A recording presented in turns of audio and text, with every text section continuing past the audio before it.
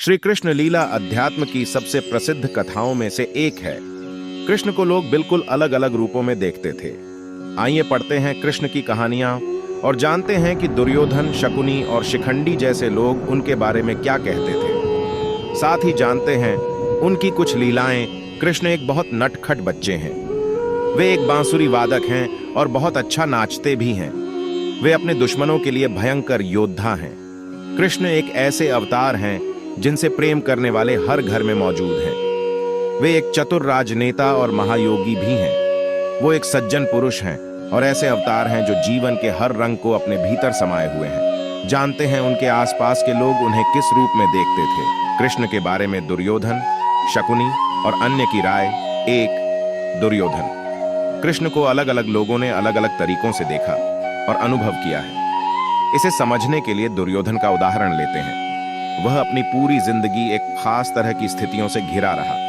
इतिहास उसे एक ऐसे शख्स की तरह देखता है जो बहुत ही गुस्सैल, लालची और असुरक्षित था।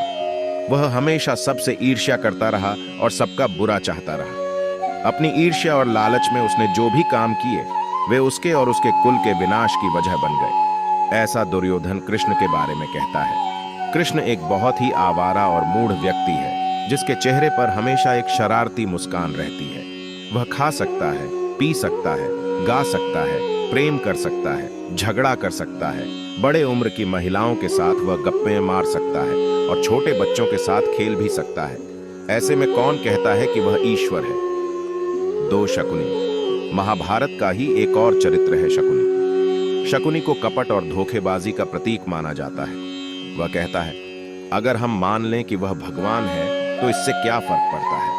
आखिर भगवान कर क्या सकता है। भगवान बस अपने उन भक्तों को खुश कर सकता है जो उसकी पूजा करते हैं और उसे प्रसन्न रखते हैं। होने दो उसे भगवान। लेकिन मैं तो उसे बिल्कुल पसंद नहीं करता। जब आप किसी को बिल्कुल पसंद नहीं करते तब भी आपको उसकी प्रशंसा करनी चाहिए। 3, राधा।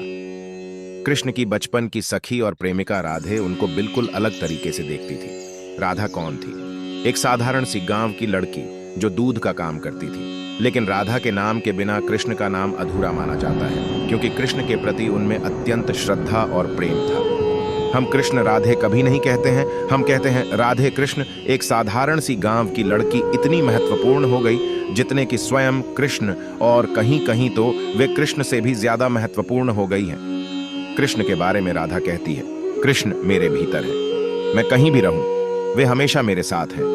वे किसी के भी साथ रहें तो भी वे मेरे साथ हैं। 4, गरुड़ के पुत्र वेंते। गोमांतक पर्वत पर रहने वाले गरुड़ के पुत्र थे वेंते।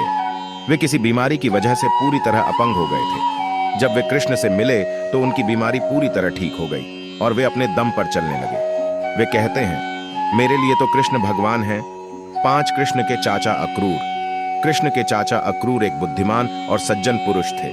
उन्होंने कृष्ण के बारे में अपनी सोच को इस तरह बताया है, इस युवा बालक को देखकर मुझे लगता है मानो सूर्य, चंद्र, तारे सब कुछ उसके चारों तरफ चक्कर काट रहे हों। जब वो बोलता है तो ऐसा लगता है मानो कोई शाश्वत और अविनाशी आवाज सुनाई दे रही हो। अगर इस संसार में आशा नाम की कोई चीज है तो वह स्वयं कृष्ण ही है। 6, शिखंडी। शिखंडी के बारे में तो हम सभी जानते हैं कि उसकी स्थितियां कुछ अलग तरह की थी। बचपन से ही उन्हें काफी सताया गया था। उनकी सुनिए, वैसे तो कृष्ण ने मुझे उम्मीद की कोई किरण नहीं दिखाई है, लेकिन वह जहां भी होते हैं आशा की एक लहर चलती है जो सबको छूती है और सब